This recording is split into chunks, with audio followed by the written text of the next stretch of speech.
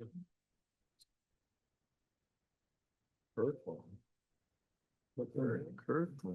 right, good evening, everyone. I'll call the September 16th, 2025 meeting of the West Ritson City Council to order at 6 p.m. And before we get started this evening, I'll ask our city clerk Stephanie to read the hybrid meeting ground rules and then call the roll for city council. All right, thank you, Mayor. Tonight's meeting will be held in person with a virtual meeting component. If you are participating virtually, please make sure the name shown at the bottom of your video view is the name you would like the mayor to use. You can change this by right-clicking on the three dots in the upper corner of your video view and clicking Rename. Audience members present in the council chambers will be called upon first during public comment periods. Those participating remotely should virtually raise your hand if you wish to speak. To virtually raise your hand, click on Participants and then click on Raise Hand. If you are participating by phone only, press *9 to raise your hand. Please limit your comments to 3 minutes. All right, roll call. Brent Gary. Here. Richard Bloom. Here. Fred Brink. Here. David Fetto. Here. May Hayes. Here. Kate Moran. Present. John Smart. Here. Ken Stoker. Here. Thank you, Stephanie. Mayor Pro Tem Brink, would you please lead us in our Pledge of Allegiance this evening? I pledge allegiance to the flag of the United States of America and to the republic for which it stands, one nation under God, indivisible, with liberty and justice for all. Thank you, Mayor Pro Tem Brink. Appreciate it. Council, the agenda is before you here this evening. Staff's requested that we remove item 6H from the agenda, as we've been notified today that there may be some potential changes to this agreement. And are there any other changes to the agenda this evening? Hearing none, do I have a motion to approve the agenda as amended? I will move to approve the agenda as amended. Second. Motion and a second. All in favor, say aye. Aye. Opposed, like sign. Motion carries. Thank you, Council. Appreciate it. And this evening, we have a presentation tonight by Chad Holman of the Washington State Department of Ecology. He's here to present the city with the 2024 Outstanding Wastewater Treatment Plant Award. And here to accept that award is Dustin from the wastewater treatment area there. So if you please come join us this evening, Chad, and make your presentation, that would be great.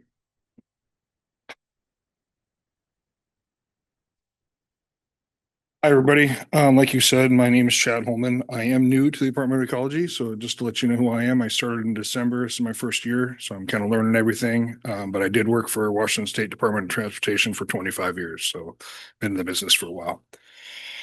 But like you said, I'm here to present you guys with an award today. Here at Ecology, we would like to extend our heartfelt congratulations to the wastewater treatment plant for receiving the wastewater treatment plant outstanding performance award for 2024. This marks the second consecutive year that they have received the honor. It's an impressive achievement and speaks volumes about the team's dedication and consistency. We know that operating a wastewater treatment plant at this level takes exceptional effort, technical skills, unwavering commitment.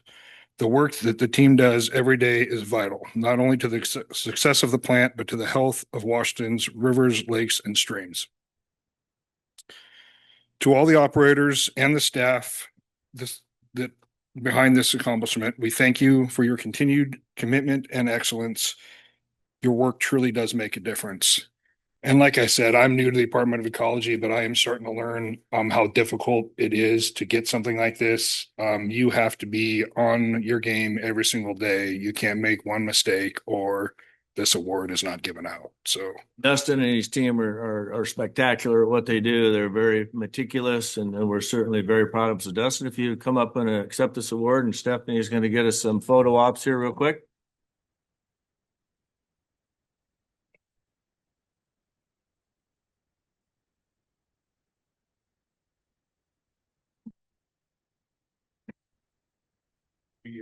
Yeah, everybody go right next to the back. Here we go. we got that. Yeah, we'll push the chair.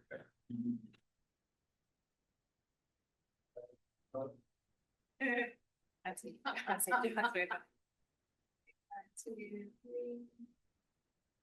Right, perfect. Thank you.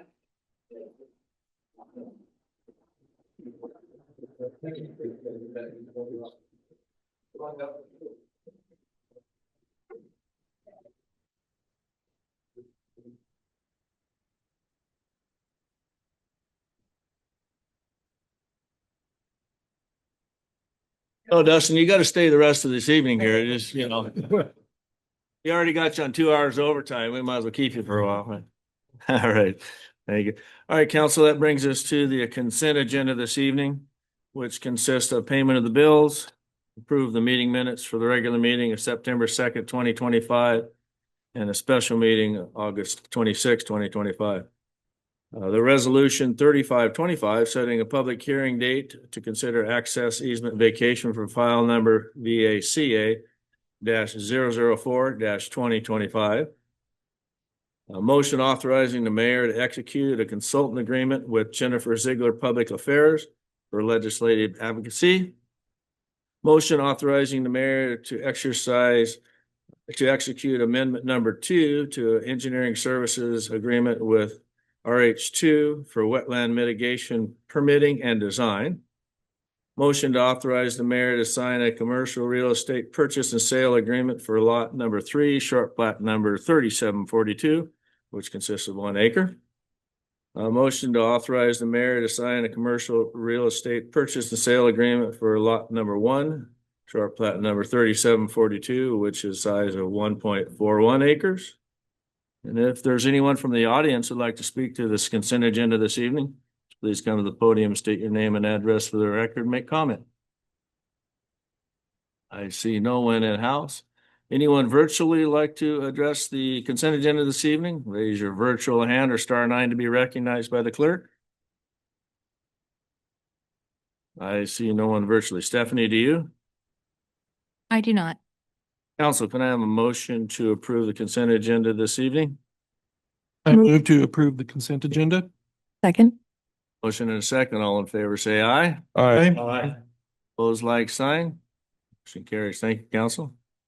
So this brings us to our first opportunity for citizen public comment for items that are not on the agenda this evening. If you would like to provide comments, please come to the podium, state your name and address for the record. I have 3 minutes to provide your comments. Anyone in house? And please remember that the council cannot respond to questions during a comment period in this time frame. So name and address, please. Good evening. My name is Tina Gregory, and I was wondering, I wanted to, And Oh. residency would be fine. West Richland, Oh, Pasco, Kennewick. Kennewick, sorry. Yes, Kennewick. I wanted to give you a thank you for the opportunity to speak tonight. And I also wanted to address the nonprofits raising money during 4th of July, how big of a huge blessing it is for all of the nonprofits. And I know it actually also brings a lot of income to the city for those things.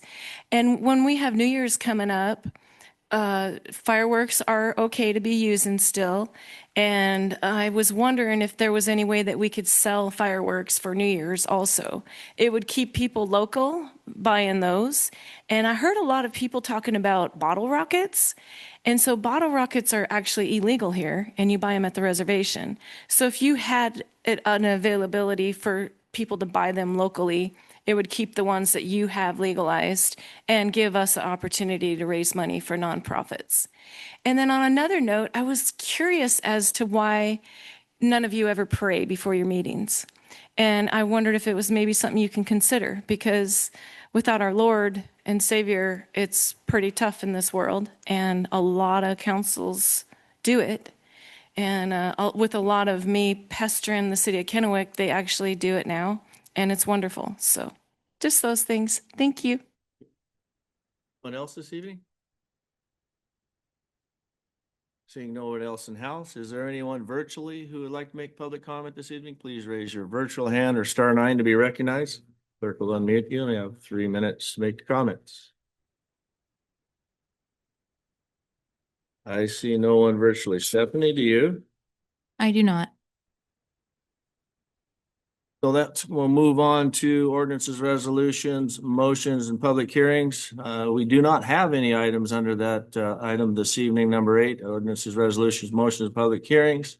So we'll move on to unfinished business again, which we have none. Which brings us to the new business. And again, it's just a pretty blank day today here on ordinances, unfinished business and new business. We have none as well as far as new business. So that'll roll us right into our second opportunity for citizens' public comment. If you'd like to provide comment to council, please come to the podium, state your name and address for the record. Please limit your comments to 3 minutes. Anyone in house?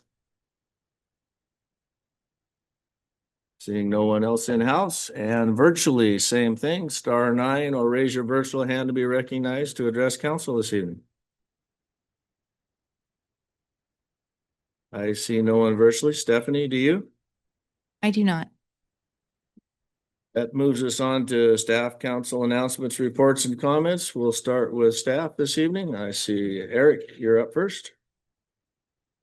Thank you, Mr. Mayor, members of the council. Just wanted to give you a heads up. I'm going to be sending you an email probably later this week, tomorrow or the next day, that's going to be focused on our meeting that's going to be held on September 30th.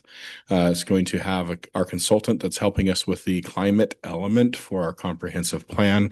This is a state requirement for us to include in our comprehensive plan.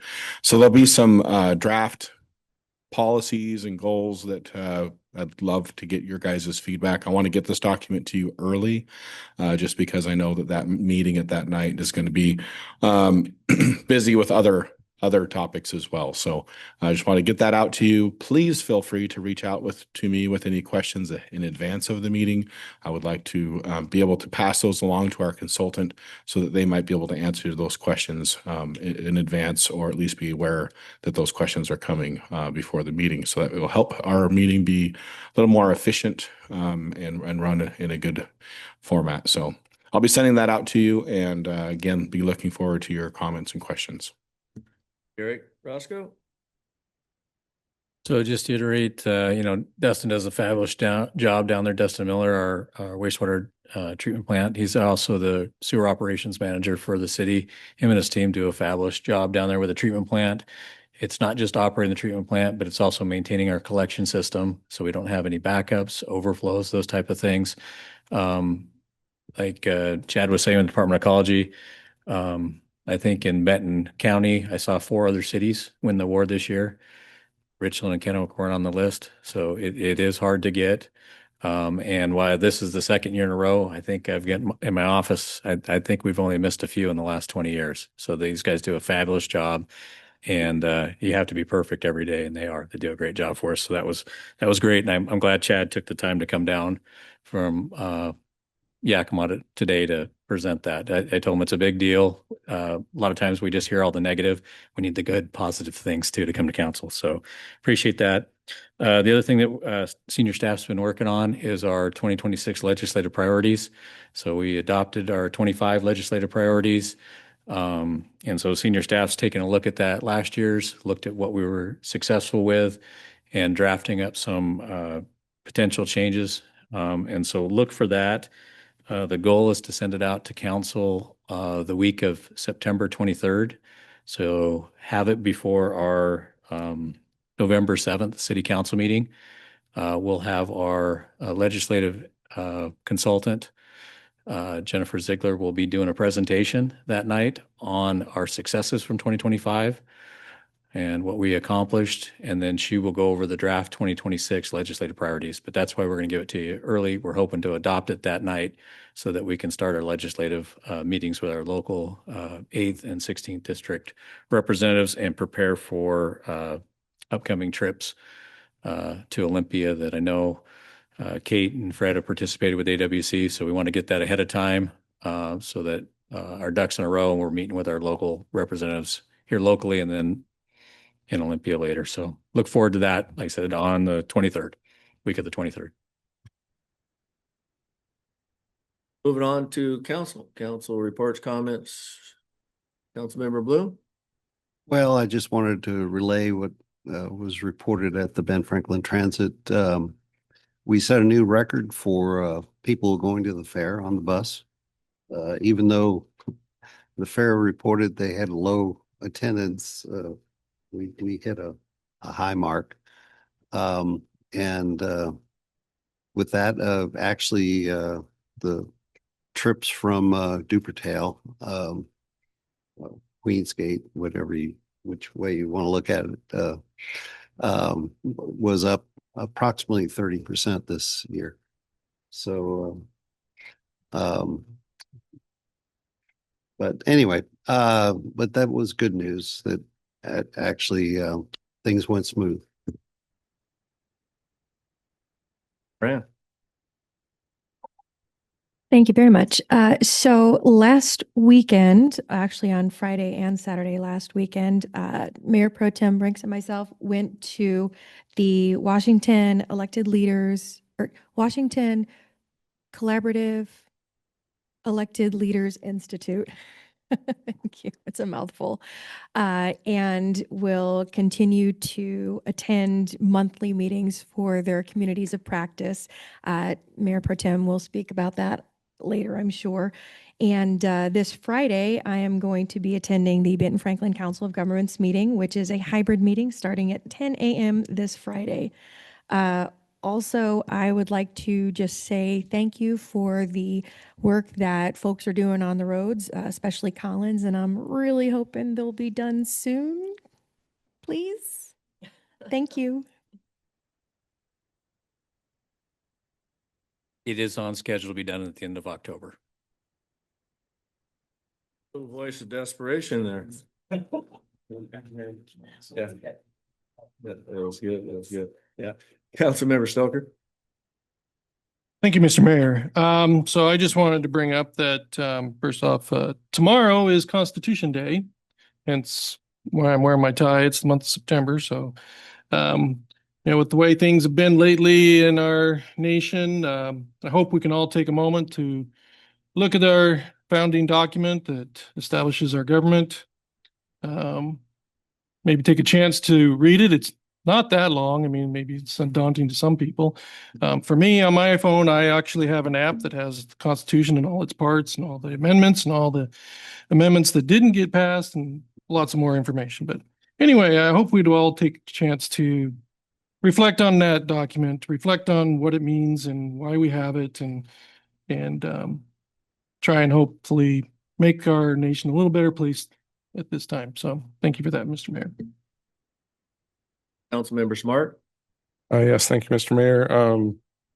I just wanted to also recognize Constitution Day and recognize for all of you out there and in the audience, I'm sure there's thousands of you watching this. Just a reminder that our rights are given by God, and our government is here to protect those. And it's clearly stated that way, and we need to keep that firmly in mind. Our government does not give us rights. It protects the rights that we have. So there's been a lot of discussion about the 4th of July events, and a lot of people complain about the noise and so forth. I have said, and I want to bring up to council, that we should really try to find an opportunity to discuss 2 ordinances that I identified that should be bolstered, not to prohibit fireworks, but to cause people to be responsible with them. And the first ordinance, I'm sorry I don't have the numbers here, but you'll be able to look them up, is the litter ordinance. Okay, you're not allowed to litter in your neighbor's yard or on their roof or in their swimming pool. Okay, you're not allowed to do that. So if you happen to have a piece of trash blow onto your neighbor's yard, or fireworks lands there, you should have the courtesy to go pick it up, or you should be held potentially liable by the law for littering on your neighbor's property. And that's a really easy amendment to make to that ordinance. And I would like to have the opportunity to have a workshop or whatever it takes to get that written up, or ask staff to propose something. That's up to you, Mr. Mayor, and that's just a request. And the second ordinance is the reckless discharge of items. Right now it includes, like I mentioned before, arrows from a bow and arrow, or BBs, or pellets. I think it should include fireworks. I think that the reckless discharge of fireworks that impinges on your neighbor's property, perhaps doing damage, or again, just littering, should not be allowed. And people need to be responsible for the fireworks they launch. I am not against fireworks. I've made that very clear. I'm not against celebrating the 4th of July. I do not favor restricting the number of days. I think we've got it just where it needs to be. but I do want people to be responsible with their activities, and you shouldn't be infringing on your neighbor's rights to have a clean yard and a safe existence due to your reckless discharge of fireworks. So the other issue that's come up that I want to remind council of, and I don't know the status of this one, but I'd be happy to receive a report, was the issues on, I think it was Pheasant Lane or that other one. Perhaps the chief could address that. But I just am concerned. I want to make sure that that is taken care of. If it's self-correcting, that's great. If we need to address an ordinance, I know there was one proposed to us. We all got an information pack from, I think, concerned citizens. I just looking for an update there, or if we need to take further action, or if it's corrected itself. So, or if it's been resolved, I After should we say. get done with council comments, we'll go ahead and go back to Chief Fry's Okay. conversation that him and I actually had on it again today, and then to follow up. I don't believe Councilman Stoker was here on the report that he did give last council meeting in regards to the status. So we'll get it. We'll get it an update for you here. So Yeah, so I appreciate those. Are just 3 items. I find it a challenge to remember these things. I encourage all of us to write them down. I have to, and then just to see if we've actually followed up on some of the things that our citizens have expressed concerns about. So thanks for your time. Councilmember Hayes. Thank you, Mayor. I wanted to read the September 2025 update from the Tri-City Veteran Community on the proposed Tri-City State Veteran Cemetery. And it goes, hello, Tri-City veterans and cemetery supporters. The WDVA is working on the next steps to bring the state cemetery to the Southeast Washington state. As we shared in May of 2025, update, the legislative and the governor providing funding, allowing us to move forward with the pre-designed study. This study will provide valuable information on the 2 parcels being considered, allowing us to make the decision on which property is more suitable for a veteran cemetery. The study will begin in the coming week, so real soon. So that's exciting, and should be complete around the end of the year. Not only will the study help determine which parcel is preferred, it will also help narrow down the costs for the land, the site improvements, such as running water, sewer, septic, electric, and it is required for us to move forward to secure future federal and state construction funding. We are working through the state supplemental budget process in requesting land purchase and site improvement funds. And in the coming months, we will know whether the project is eligible for consideration during the 2026 legislative session. Our thanks goes out to many community members who continue to highlight this importance of this project at local events. We had the honor of participating in several events in June and are looking forward to being at Hogs and Dogs event on September 13th, which they were. We stay tuned as we continue our journey to bring the state veteran cemetery to the Tri-Cities area. This is a multi-year progress, and we would like to stay connected with all of you throughout. So if you have any questions, please share them with us at cemetery Tri-Cities at dga.wa.gov.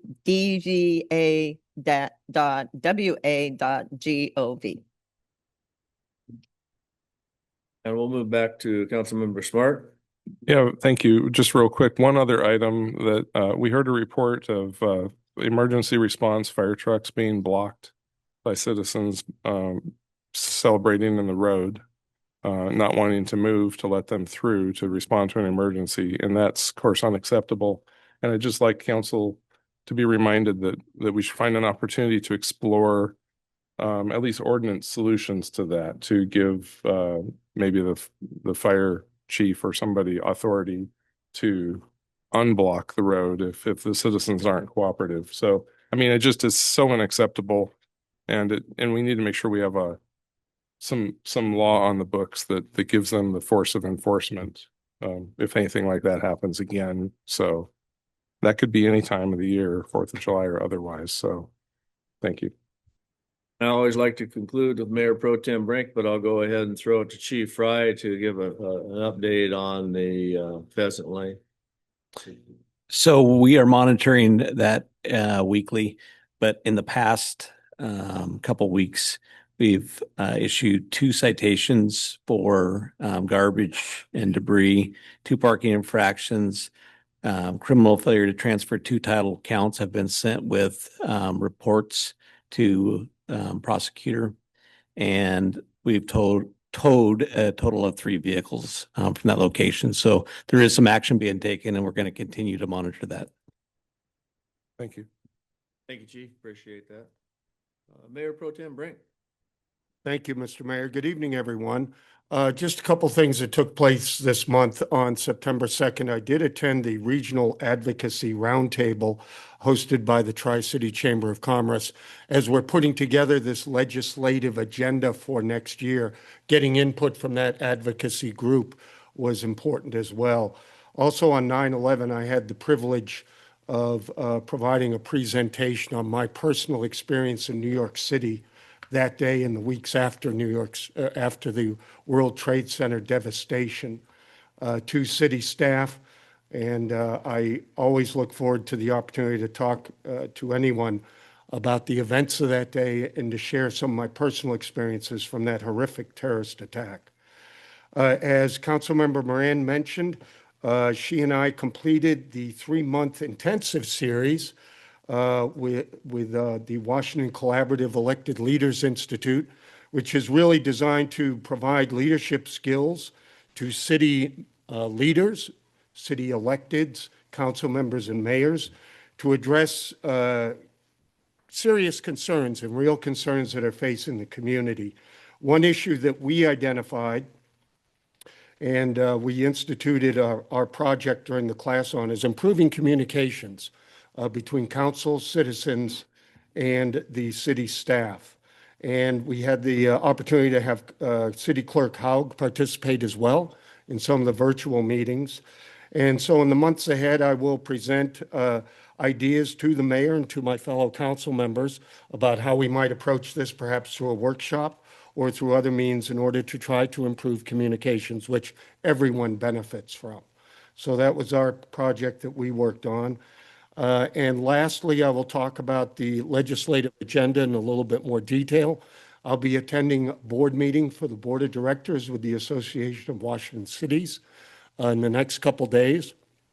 Our top priority is going to be to identify from a statewide standpoint what the key legislative priorities are for 2026.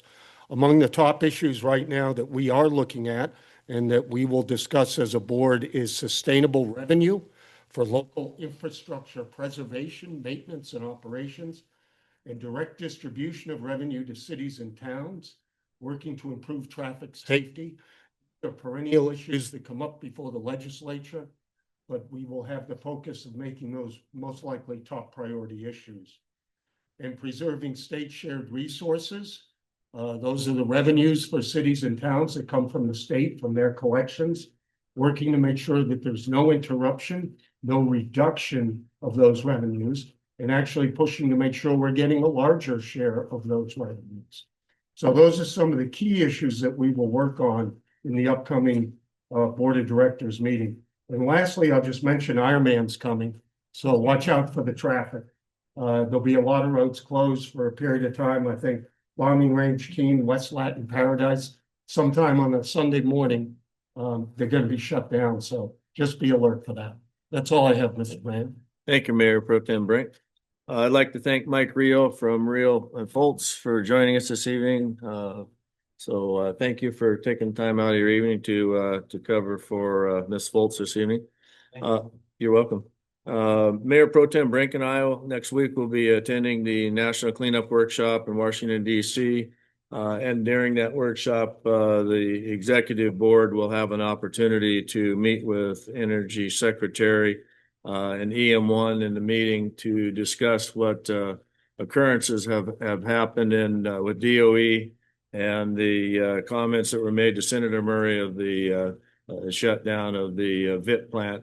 Everything is still in the limbo. It's in the DOE's hands now. The governor had a press conference this last Friday, which I attended along with other elected officials, explaining to our local citizenry and our workers at the Hanford site that they are under a federal mandate to operate the VIT plant. It would not be a new lawsuit that would be brought forth, but it would be exercise of an obligation the DOE has to treat the Hanford tank waste. So it's kind of all in the limbo right now, and hopefully we can get some more answers when we're back there in DC discussing things with EM1.